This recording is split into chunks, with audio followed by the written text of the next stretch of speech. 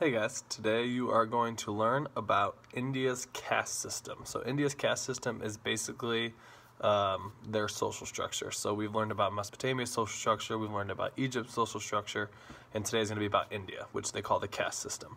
I think you have a few more tools available to you than some of the other people around the room. So congrats to you on being in this corner of the room. You also have the advantage of hearing me read it to you, and then you can kind of follow along with me reading it. Or if you wanted to pause me and read it on your own, that's fine too. So I'm going to read it to you, and then if you have any questions, feel free to raise your hand, and I will come to you first always today. So I will get to all the other students after I get to you. So here we go. Ancient India's caste system.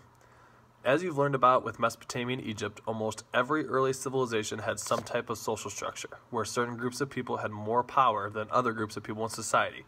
In ancient India, there were 5 main social classes called castes. Brahmins made up the highest caste. These were generally priests and religious leaders. They held a tremendous amount of power over everybody else. They were the only ones who could both study and teach the holy texts known as the Vedas. They were also the only ones who could perform sacrifices and other traditions that were religious. Based on their authority, people of other castes could give them generous donations.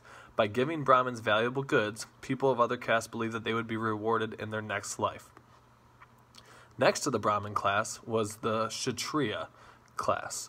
It consisted of warriors and rulers. Kshatriya's main duties were to govern and defend the country. Though they could learn the Vedas like Brahmins did, they were not allowed to teach the holy text. Kshatriyas underwent extensive military training.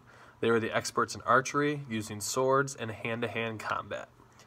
The Indian culture placed merchants and herders, a herder is basically a person who looks after animals, into the third social caste. People who were part of the third caste were called the Vaishyas.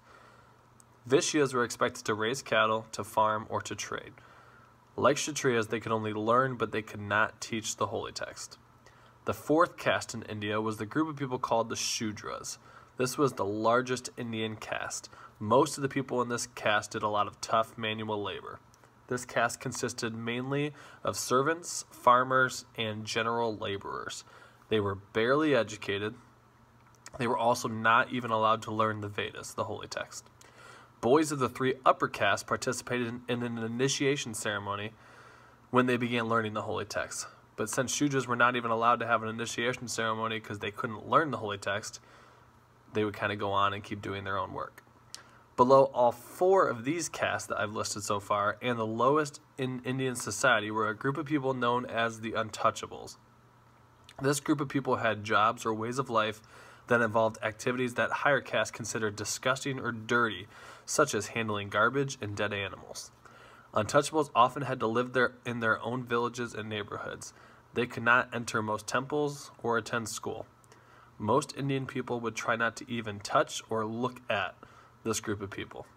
The caste system affected all aspects of people's lives. Indians were born into a certain caste and they could not change it. They could only marry within their own caste. And today, discrimination is not technically allowed anymore in India.